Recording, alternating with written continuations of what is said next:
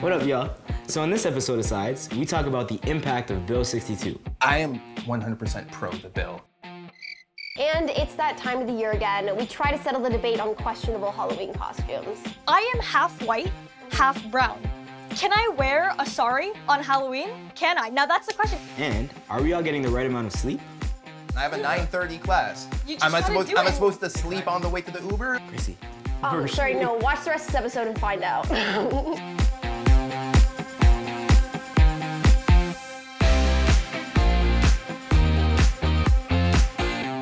Okay, guys, we have so much to talk about tonight. We're going to talk about Bill 62, redefining retail, questionable Halloween costumes, and the fact that none of us get enough sleep.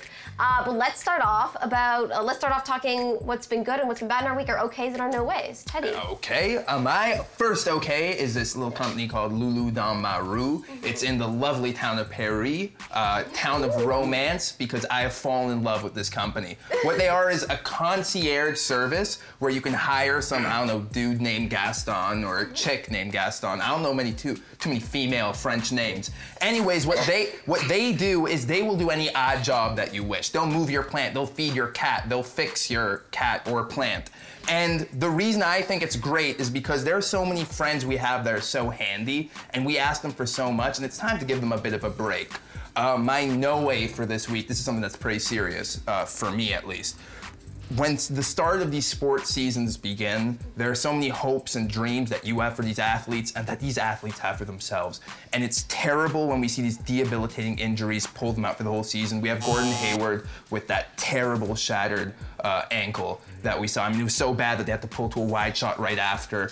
And it's just terrible to see not only their pain, but probably what they're thinking when they go through surgery, their whole season's done. Same with Jeremy Lin. We talked about his dreads earlier. He's such a down-to-earth guy. I think he's so hardworking, and we hope in the most speedy recoveries, but we already know the pain set in where they're missing out this whole season. It's terrible. Michael. My okay for this week is teens trick-or-treating. So there's like this ban in Bathurst, New Brunswick, and it's saying like, oh, anyone 16 or older is not allowed to trick-or-treat. And I'm just like, wow, what if I want to trick-or-treat? Like, what if I'm spending all this time on my little costume? You better give me candy. Like, I better get the candy that I want. Come on, man. All my friends, they dress up for Halloween. Come on, like, we need our candy. You guys are over 16, get a job. No, well, you know what? No, I'm gonna get my candy, okay? Anyway, and my no way for this week is Justin Timberlake performing at the Super Bowl. I think he's trash too. I think he's irrelevant. I think he's washed up. I'm sorry. We need some more young people taking the Super Bowl stages. Like, put on a Canadian or something. Like, and I know I'm not the only person who feels this way. Like, I know a lot of Janet Jackson fans are mad because of the last time he was at Super Bowl, he exposed her breast. And man, I think both of them should not perform at Super Bowl. Let's get them out of there. Let's put like a Justin Bieber on or something. Okay, yeah, so my okay of the week is, so this week Sam Smith talked a little bit about gender fluidity and basically said sometimes feels like a woman and sometimes feels like a man. And to me, I think it's like really amazing that there's like visibility around people who are sort of outside of the gender binary. And I'm like so over the gender binary. And I was just like, yes, Sam, tell us. I love it. And then my no way of the week is white fragility. So basically right now, something that's been in the media a fair amount is Masuma Khan, who's a student at Dalhousie, stood with Indigenous and Aboriginal people on Canada 150 and also put a post on Facebook where she used some harsh language, but basically just talked about white fragility and how she's over it, as she should be. And I think she's like so inspiring and is incredible, and it makes me really sad. It just sort of shows like the white ego. Right now she's under investigation by her school for speaking out about these things, and it just shows like, yeah, the white ego totally distracts from the fact that this is an amazing femme person who's like engaged with their community and engaged with like being critical of Canada and her school. And instead we're talking about like white discrimination, like whatever that is. Okay, so there's an update to the Masuma story. Dalhousie recently announced that they are withdrawing their complaint against Masuma, which is really exciting, but it does not mean we should stop this conversation. Okay, so my okay of the week was some wicked thing that happened. So Lady Gaga, a bunch of other performers, and the past 5 presidents of the United States of America, all the living ones, got together to do this fundraiser to raise money for the victims of the hurricanes that have recently happened. And I think this is super wicked to have the presidents come together, as they're all from different political backgrounds, and push aside their differences to come together and really do something to help other people. And B, I think it's great that Lady Gaga and other performers also got in with this political niche, because, you know, each group has their own amazing platform, and for them to all put aside their differences and come together and do something really good for people who are in need, I was in love with it this week. So my no way of the week is Evening Standard magazine in the UK did a photo shoot with Solange, who is Beyonce's sister. However, she's a queen in her own right. And essentially what happened is Solange had this really unique braided hairstyle that was very large and expressive, and the magazine put her on the front of the magazine and chopped off or edited out some of her hairstyle. Now, the magazine did say that it was for layout purposes, but my beef with this and my issue with this is I think we just need to leave celebrities alone in terms of like Photoshop. Like, it is so disheartening to see their vibe and their personality taken out by using Photoshop and by like having that issue. Now, this is one of the smallest examples, but I think it's such an important example because it is such like a popular example and it's so well known. Did the magazine like respond to it at all? Yeah, the magazine did apologize and did confirm it was for layout issues. And in the future though, don't retouch my hair. Okay, so what's next? Should people be required to show their faces on buses, in schools, at hospitals?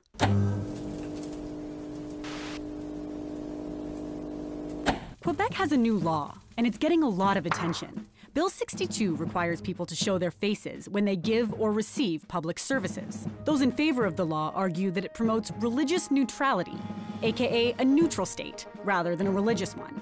And they argue it's necessary for communication, identification, and safety.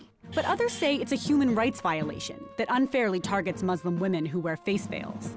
They also argue that bus drivers, teachers, and doctors shouldn't be forced to decide who gets service. What do you think? Is Bill 62 progressive or problematic?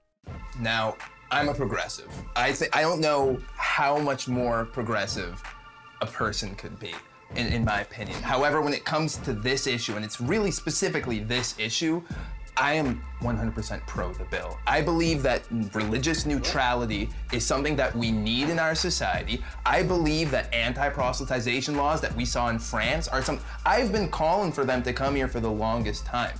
I believe in order to have the free, the forward-thinking society that we want, as a Christian, we need to remove the church from our state, and secular, neutral actions like this are the first step. I disagree. I can see. I disagree. I can tell. Man, our cultures, our experiences, our backgrounds make us who we are. For us to say like, oh, let's get rid of our religion, I think that's whack. And why do we need this for? Like, for one of the things that it said was like safety. What do you need to feel safe for? How unsafe do you feel, Mr. Bus Driver? That's being over. Okay, Like, what do you mean? How is that being over? Here's my beef with the whole situation. I think this bill unfairly targets Muslim women. There's not many other religions in the world that require that the people who practice that religion to cover up. So I think the fact that, okay, you can't wear anything on your face, who's really gonna be walking around in a baklava? Like, this is so targeted to Muslim women because they are the only ones who really wear like things like a niqab or a burqa that actually cover your face. And to me, as someone who comes from a Muslim background, I can't.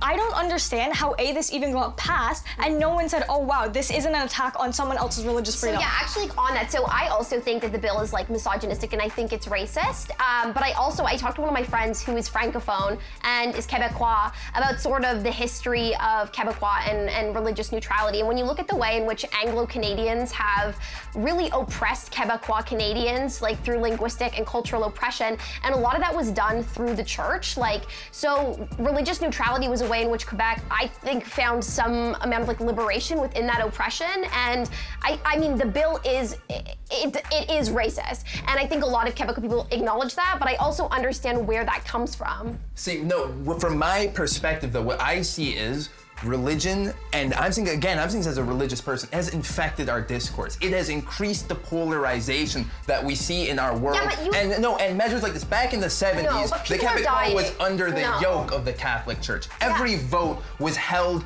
by the pastor in the congregation. And issues like this divide us, but there are hills that people have died on, and progressives have lost elections over these specific issues. Muslim people are being targeted. Like, I agree with what you're saying. This is an over. No, I'm just saying I agree with what you're saying in terms of, yeah, it is like really important to like keep in mind sort of Quebec's history and the way in which like Anglo people have like really have hurt Quebec through religion. But I think that also Muslim women are being targeted and hurt. Muslim people. You know what? I think we have to move on to the next debate though. Yeah. Bill 62 is going to be extremely problematic. I feel like it's going to divide Quebec as a province. It is not going to bring them together. It's not going to bring common ground. It's going to stop a large and growing population of people from living their lives as regular people. It's such an inconvenience to people. How are they going to apply it and regulate it in the years ahead? I don't think that it's right that we have to make them like disrespect their religion basically and show a part of their body that they don't want to show.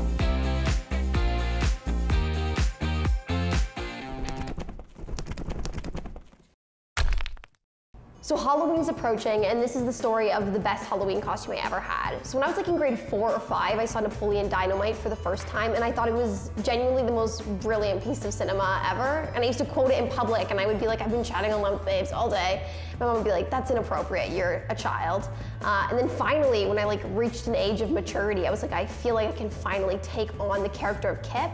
And me and my friends got together and decided that this was sort of the essence of our friendship group, and yeah, we made a pretty wicked Napoleon Dynamite costume. I was in this dance group and we were doing, it was like ballet, so I had this big fluffy like orange dress, and so I was wearing it for Halloween and I was the pumpkin princess. So then when I wanted to go out trick-or-treating, my mom was like, oh no, you can't go out and mess up the dress, plus it's too cold, so you have to change into this other costume with like a witch hat and a cape, and then like change out of your nice dress and then wear a jacket. And I was so mad because I wanted to be a pumpkin princess and I thought I was a princess, so I was like, nah, I'm not about that life. Moral story, ended up crying, not going trick-or-treating. So my absolute favorite Halloween costume had to be when I was in kindergarten. 4 years old, I had the Michelangelo Ninja Turtles costume, and it was my absolute favorite thing to put on. So growing up, I was like the most shyest kid. Like I could never talk to people. I didn't want to like be anyone's friend. But once I put on like that mask and that costume, it was like my inner Michelangelo came out. And I was just like, cowabunga, dude. Like, I was like so happy and so outgoing and so confident. And I channeled everything that he had. And I was just Michelangelo. Moana is making waves this Halloween.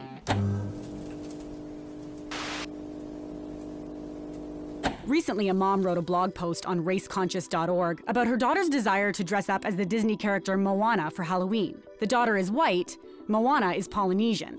The 5-year-old eventually decided not to be the princess, but it's raised questions online about culturally appropriate costumes. And colleges are getting in on the discussion too. The University of St. Thomas in Minnesota recently created a pamphlet advising students that wearing a Native American headdress, or a sombrero, or dressing as a geisha or in blackface is unacceptable. What do you think? Is there a respectful way to dress up as someone from another culture for Halloween? Or is it always completely inappropriate?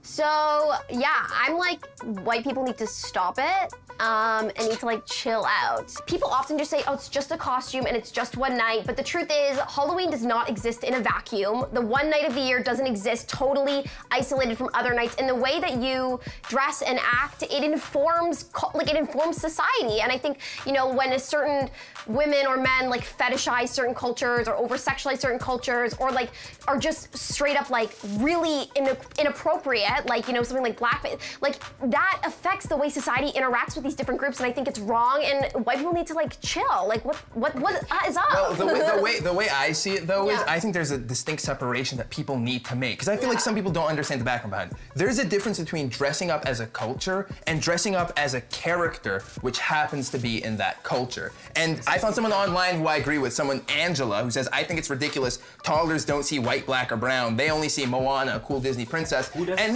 no, I agree with that. I believe in the sense where, like, let's say there's a Dora costume or something, right? And someone wanted to dress up as Dora. Is that cultural appropriation of Spanish, of Mexican culture? But you want to raise them thinking that's okay, though? Raise them thinking it's okay to dress up as Dora. I think it's okay to dress up as Dora. Yeah, but I don't think that would be considered a culturally appropriate outfit. That's my thing, though. Some people do consider that. Some people do. It's not that, to my knowledge, I don't know that anybody says that you can't dress up as somebody who isn't the same race. You just don't dress up as their race isn't the costume. Like, their race isn't the character. Like, if you want to be like a really cool Dora, that's fine, but you don't get to be like, don't dress up as like a Hispanic person for Halloween or Latinx person. Okay, you know what? Here's a really weird thing. I'm gonna just bust this all open. Because I'm all against you.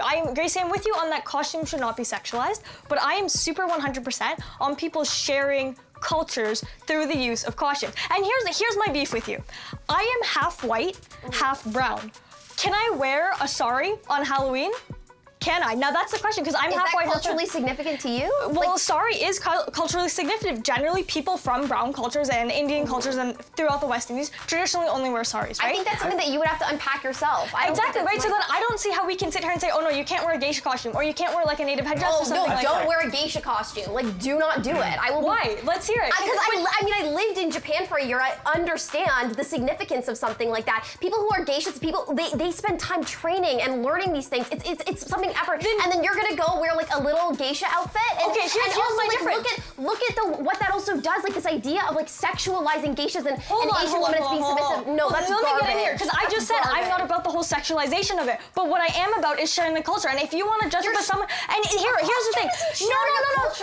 I think if you are dressing up as a geisha accurately, and you are doing it respectfully, then in my mind, you are respecting that person who has gone through that. And as dressing up, for me personally, I say, okay, I'm dressing up because I respect that. I think you are a person who is fun and interesting, or just impressive enough to want to be. But if you really understood things like geisha culture, if you really understood the significance of that, then you wouldn't dress up like it because you understand the significance of it. But then from that perspective, like I'm saying this again as, a minority.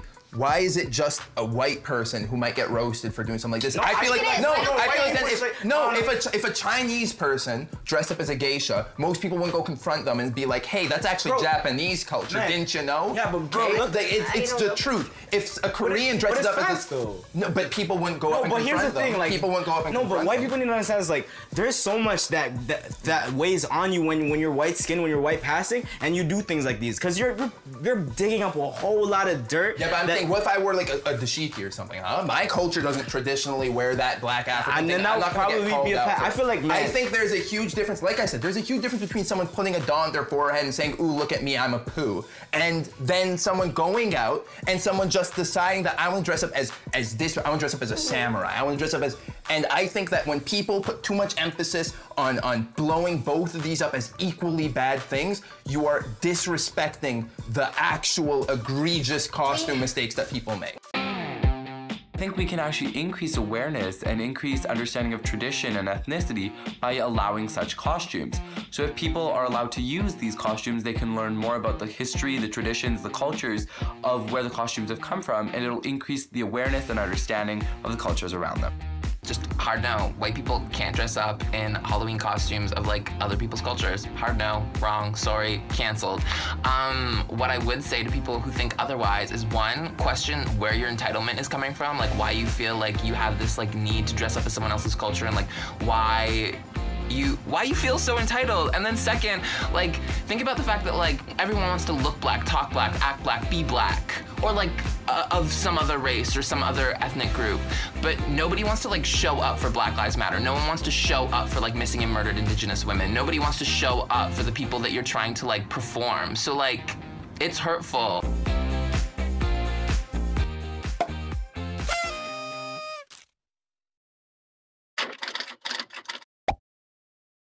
Adulting means, do I have to? It's one of those things, I have been adulting for a while now, and I just don't want to admit it. It's like whether it's taxes or like taking out the garbage or making your lunch and bringing it to work the next day. But at the same time, it's so exciting. It's, you wait your whole life. You want to like grow up so fast when you're little. And then you get there and you're like, gosh, I wish I waited. She always used to say this thing whenever I would be stressed out for a test or be stressed out just about life in general. Are you alive? Yes. Is your health okay? Yes. And are you surrounded by your loved ones? Yes. So you're gonna be okay. One of the other best pieces of advice my mom ever gave me was to just love myself. I think growing up, there's so many things against you. You feel like you're not pretty enough, you're not cool enough, you don't skateboard enough, you don't play basketball well enough, and all these different things. And she kind of just would reality check me and say like, dude, chill out, just be you, it's all gonna work out. I think it's important to just be happy with who you are, because people are gonna love you no matter what, and not try and be someone else. And that's been a career That's been something that's been reflecting in my career all the way through. You know, people are going to tell you to dress a certain way. People are going to tell you to talk a certain way. People are going to tell you to do certain things. But at the end of the day, if you're not comfortable and confident in your own skin, nothing else matters. You don't have to have all the answers right away. You don't have to know exactly where you're going to go, what you're going to do, who you're going to date, who you're going to be friends with. You don't need to have any of those answers. It seems like the world is coming crashing down on you at some points, but it's okay just to sit back, take a deep breath, and be like, things will figure themselves out. And they totally do. Live in the moment. Being a teenager is actually so much fun. Trust me, I don't wish being a teenager on anybody again right now in 2017, because you know what, there's social media, and I didn't have social media when I was a teenager. But just live your life and do you, boo-boo. Would you be happy if you never had to visit a cashier again?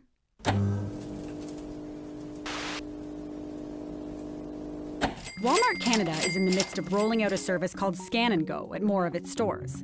The technology allows shoppers to use portable scanners to scan their items as they shop, saving time at checkout. Last year in Seattle, Amazon introduced a checkout-free grocery store. Shoppers download an app, scan their phones when they walk in, grab their food, and go. No checkout required. Their Amazon account is billed later. Some worry that this type of technology could lead to job loss.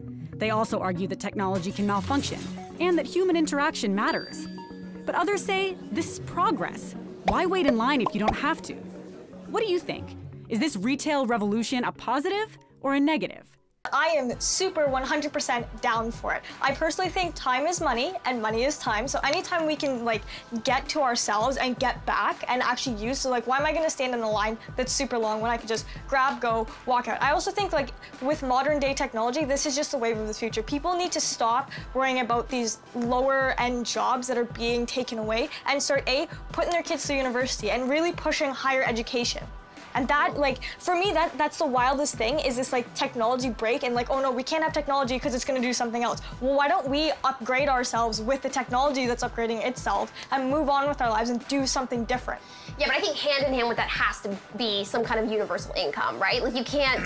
I can't disagree with you on that one. Yeah, you can't get rid of jobs and not have any kind of, like, safe bill. I mean, I personally believe, like, dismantle the state entirely and, like, flush capitalism down the toilet and just, like, join an anarchist commune. Never guess. Would you not have guessed that? But if we're gonna like function within this capitalist society, like I do think it's like good to get like to have some kind of universal income and have as like little necessary wage labor as possible. Okay, well in a capitalist society, we need to be using our money to invest in stuff which actually solve problems. But there are some people who don't see this as a problem at all. In fact, you know, we have Aisha from Instagram who said, I don't tend to grocery shop in a hurry, so this isn't really a remarkably significant problem in my opinion.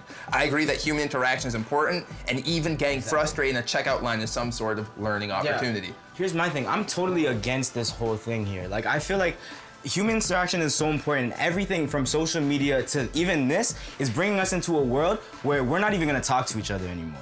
Like, especially I work in customer service, so I see people every day. People who want to be there and want to talk to me and come back every day for food, and people who are not so happy with seeing me or whatever, but I ask them, you know, how's your day today? And they say, not so good. And that little, like, I hope your day goes better is so much for them. Some people are only going out just to get food or just to get things. I also think, don't you think, like, for me personally, if I didn't, in the summertime when I'm working a minimum wage job is when I'm the least social. Like, if I didn't have to work that, I could spend time with my friends and I could have, like, meaningful social interactions. I would rather people not be working and spending time with family and having meaningful conversations than saying, hi, how are you? Let me put your groceries in the bag next. Like, you know what I mean? You know? I don't have any concerns about humans being replaced by technology, only because there are certain specialty stores or luxury brands that just, you need a knowledgeable employee in order to help consumers make their decisions. If you're a tired teen, watch this, then go to sleep. New research has found that today's teens are getting a lot less sleep than teens in the past. A study out of San Diego State University found that about 40% of teens in 2015 slept less than 7 hours a night. And that's not good, since most experts say that teens need 9 hours of sleep a night to thrive. The study also suggested a possible culprit, the smartphone. Not only do teens stay up late using their phones, but the phones emit light that can interfere with the body's natural rhythm. What's your take? Are you getting enough sleep? And if not, who or what is to blame? Okay, honestly, I'm like a person who doesn't get any sleep, And I'm gonna be honest, I get like 4 to 5 hours of sleep, and I'm always on my phone. But honestly, I feel like I'm okay. Like, I feel like our culture has gotten so used to getting no sleep that this is what we're accustomed to now. So if we get more sleep, well, I feel like I'd be more tired. What's happening in our lives generally is we're all super busy, and like, I don't know, I work 3 jobs, I'm going to university full time, like I'm like boom, boom, boom, boom, boom throughout the day. So when I actually do hit bed, I actually use my phone to like numb my mind down so I actually can fall asleep. So yeah, I think we're getting less sleep, which is probably super bad for us, but I think we're coping. I think we're just gonna have to. We'll be fine. And I don't think it's the phones that are doing it to us. I just think it's life. We have, I believe it's a personal attack from someone on social media. It's from Red saying, I mean, it's their fault. I get 7 to 9 hours regularly. If they stay up at 3 a.m. and then wonder why they're tired, you can't help them. Boys, sometimes I have things to do, okay? If I have work, like tonight, I'm gonna get back home at 2 in the morning and I have a 9:30 class. Am I supposed to sleep on the way to the Uber? Like, what's gonna happen? Exactly, like here? that's the thing with us is we're doing so much. Like we're all doing something. We're all either working or in university or pursuing different projects. I don't understand how we can just take a step back and be like, no, I'm gonna just 10:30, let me just It doesn't work that way. I also feel like if you are like running out of time in your day, it is always expected that like the first thing you cut is sleep. Like it's never like, I don't have time to do something. Maybe today I won't go to this class or I won't do this assignment. It's always like, guess I'm getting 2 less hours of sleep tonight. Teens aren't getting enough sleep because of social media and Wi-Fi. Being connected with people all over the world, you're always gonna feel like you're missing out on something. Put down your phone and go to your bed.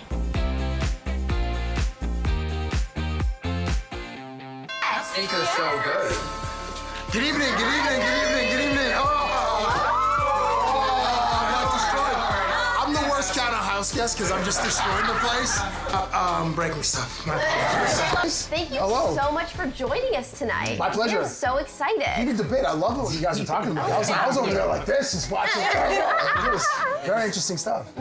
So I heard one thing about you is you give 200% tips on haircuts. And honestly, I agree with you, but I want you to tell people why you give 200% tips. The convenience. Mostly like when I go and I'll like have my certain barbers, then they'll just slide me in right away. So it's almost like I'm paying to like skip the line. And then like, I don't know about you, but like what's a worse reputation to have? Someone that's cheap or a bad lover? So I never want it to be cheap. Like I'm sure the other ones out there. But I never want someone to be like, oh, my God, it's cheap. So that's why maybe I overcompensate and I leave extra. And they also do a good job. Well, you know, Cabbie, you are a very interesting interviewer. You have a unique way of being able to open up celebrities and get them to do things they wouldn't necessarily want to do. Could you tell me how you developed that and like how you felt that was your way of doing things?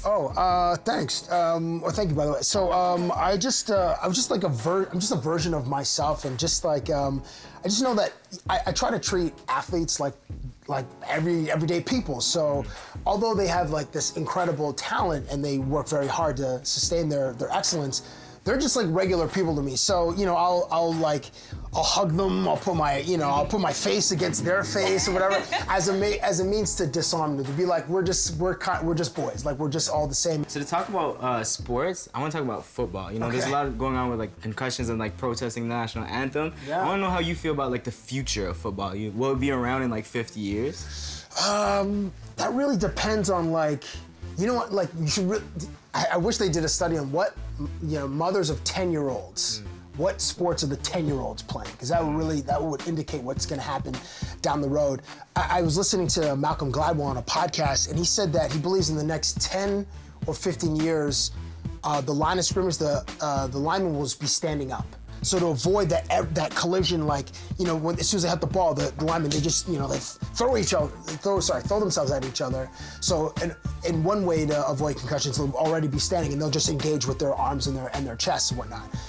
So I think it'll be a version of that, and then it'll probably just get less, I don't want to say less violent, but maybe less contact. They've already protected the quarterback as much as they can. The quarterback is, you know, the most valuable position on the field, they say, and usually the most marketable person on the team, the CEO of the team. So they'll change some rules where, and unfortunately it won't benefit the defense because they already feel like, you know, they've taken away, you know, spearing, they've taken away leading with the crown of the helmet.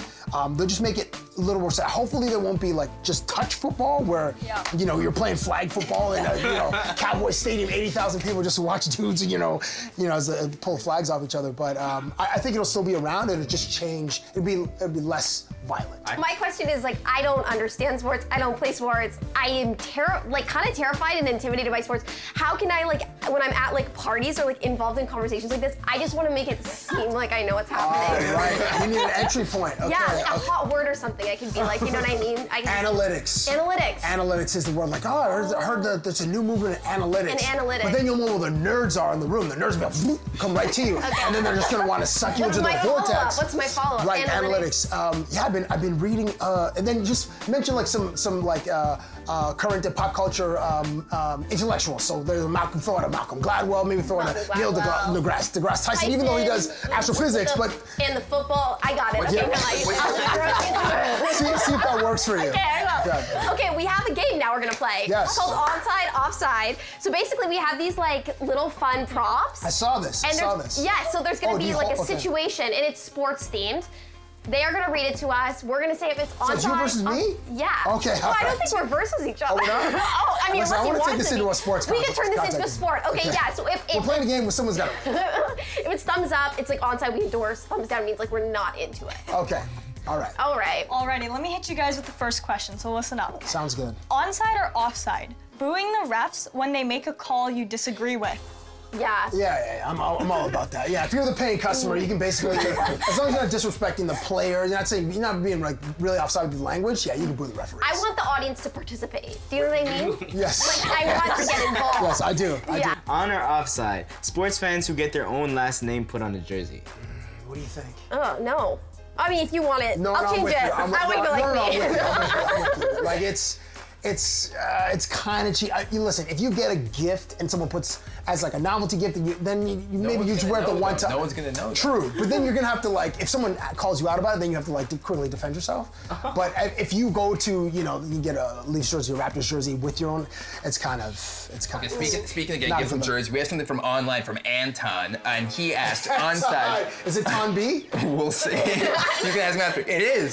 Ton B? Yeah, okay. That's my dude. Okay, onside, offside, wearing a random football jersey to a game just because you have a football jersey in your closet, like wearing an NFL jersey at a CFL game.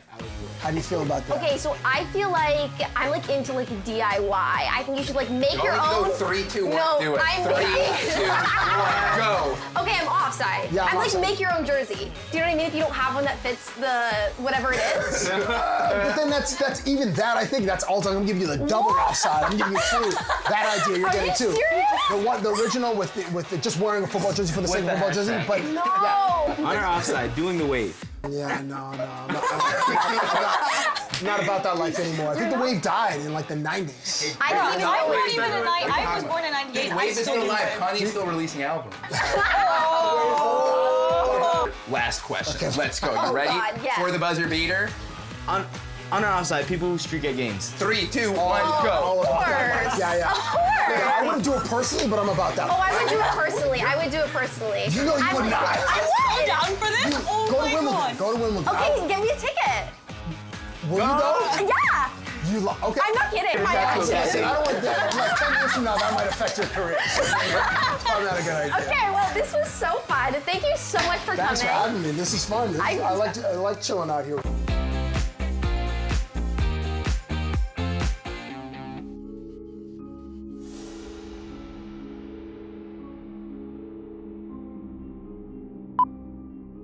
So the scariest thing that's ever happened to me had to be a time I was walking with one of my friends at like 3 o'clock in the morning. So there's no buses running on my way home, so there's no way, to get back. So I'm thinking, we should really like sleep here until morning. And she was just like, no, let's go. And I had a flashback of every single moment my mother told me a scary story. Like, I'm Filipino, and we tell a lot of scary stories in our culture, and it was the scariest thing ever. So we walked down there, and we were walking, and it was so dark. There's no lights in the street, and something comes out of the bushes, and I run for my life, and I leave her because I was like, I'm not having this. I'm not gonna, save yourself. So I leave her, and then I turn around, and there was a little bunny, and she looked at me, and she's so upset with me. I was like, oh man, I'm sorry, but I was just so scared. And so we heard that there was this like haunted ghost tour in a town near ours. So we signed up like right away and we like went on the tour. And like throughout the tour, we were getting like so spooked out. And we were also like very giggly because we were like young chicks. And eventually we got to this thing that was called like the Echo Cave. And the tour guide instructed us, and there was a bunch of us on this tour, that we had to be completely silent because any sound that's made in this cave echoes and echoes and echoes, and you'll like hear a ghost or something.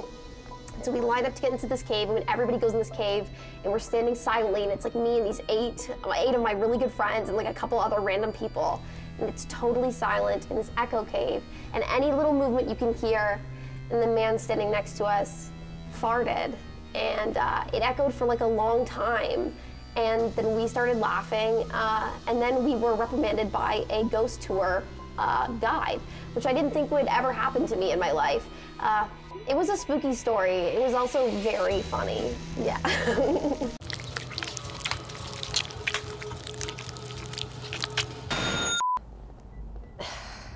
So Gracie, what's your beef this week? So my beef this week is men who say that asking for consent ruins the mood. And this is a real thing. So start of last year, I had to take this workshop basically on consent. And after I finished the workshop, I was like sitting in my common room with like 10 cis dudes, het dudes, talking about consent, specifically verbal consent. And the common criticism is that came up is that it ruins the mood. And I've interacted with 19-year-old boys before, and I guess I'm just confused about what mood they're crafting. Like the art of seduction, I wouldn't say is their strong suit. And I mean, if we're gonna talk about ruining the mood, I think there's a long list of things that come before asking for consent. For example, making me watch you play video games for 45 minutes before we have sex, and getting beat by whatever the a Yoshi is. Also, dog people, mood ruiner, an understocked fridge, that will kill a mood quickly. Believing in ethical capitalism, thinking that's like a real thing, that's gonna ruin the mood for me for sure. Skateboarding to class.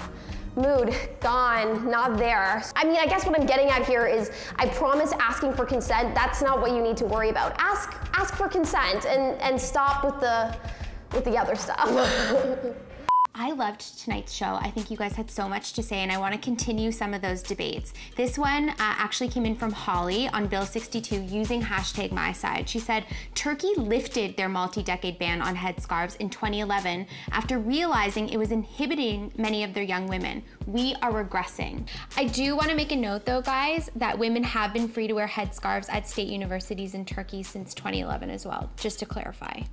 What do you say to that? Okay, number Tony? one, if you were using Turkey as an example of forward movement, then you definitely are not looking at the news. Oh my God, Turkey is probably one of the most regressive modern states today, in my opinion. I want to clarify my whole Bill 62 stance. Please. And my whole thing is, we have to think about moving forward. And when we choose positions like this as hills to die on, you are actually endangering these people's rights even more. Because what happens is we're enabling more right-of-center parties to come in. We're enabling people to view and attach bleeding hearts issues with progressivism, which is something that I don't believe should be, you're tied to. The last one that I want to talk to you guys about, because there was a lot of debate going on about this, is the Halloween costumes issue. So this came in using hashtag #MySide from Andrea. She said, my 5-year-old daughter's favorite character, Pocahontas, 1995, yes, totally fine.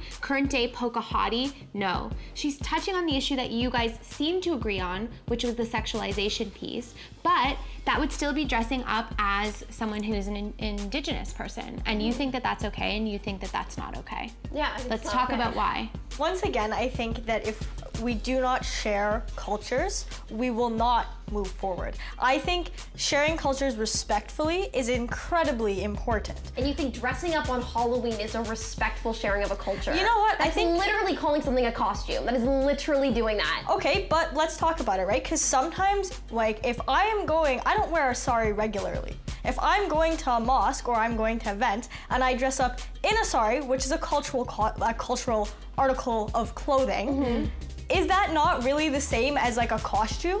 Like, I know it's not the same context, but it's like, I don't regularly wear this. I'm dressing up to showcase this item, right? I think if you do it respectfully on Halloween, it's kind of cool. Okay, I think we have to cut it there, but I know that this is going to continue online because this is a hot issue and it's not going away. Halloween's coming up, so I want to continue to have it online.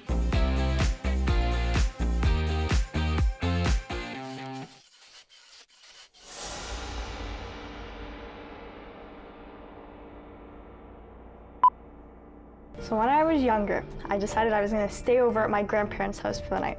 So in the middle of the night, we all woke up to loud banging and shuffling noises in the basement. Now my grandparents and I are not brave people, so we decided we'll deal with it in the morning. So we woke up the next morning and we went downstairs to go check out what the noise was. We were armed with pots and pans and brooms because we didn't know what we were gonna get ourselves into. When we got downstairs, we found the door had actually fallen off the hinges without damaging anything. Conclusion, my grandparents' house is haunted. On a cold night in February, I decided to go on a quick little walk around my neighborhood at 2 in the morning. A skunk confronted me on the way out of my mom's pad. It tried to scare me, but it didn't work. I told the skunk to go off into the bushes where skunks belonged. But later on the way back, a rustling comes out of a bush and the skunk jumps at me. Of course I jump back naturally thinking, what's wrong with the skunk? And I hear a honk and turn and I'd step into the street right in front of a bus hurtling towards me. I quickly stepped back as the bus continued past me, looked at the skunk, and it just gave me this death stare and slowly back into the bushes. So here's what I didn't get to say about Halloween costumes and cultural appropriation. Actor Lily Reinhart recently posted to Twitter a picture that she pulled from Instagram, and it was of this other person in all black leotard, black painted skin everywhere. And she added the little caption on top saying, wow, this is my next costume, dressing up as the darkness in my heart, or something to that regard. And she ended up pulling that picture and apologizing, saying it was, you know, racially insensitive because so many people were talking about blackface. However, I fully disagree with not only the fact that she needed to make an apology, but even with the fact that so many people were enraged about it. I think that there are very small groups of agitators which take these issues and don't actually see what the problem is and just blow them up and give them these terrible tags like racially insensitive, when in reality it's almost insulting to the really racially insensitive, and I'm not saying like anything that happens, I'm saying even racially insensitive Halloween costumes, okay? Blackface is tied to minstrels. This costume is clearly some sort of demon, and it was only a small amount of people trying to get a rise, and I think it's offensive that they would even go as far as to call this blackface. It was clearly some sort of demon, and it was a joke, not even done in bad taste. Pretty funny. Great job, Lily.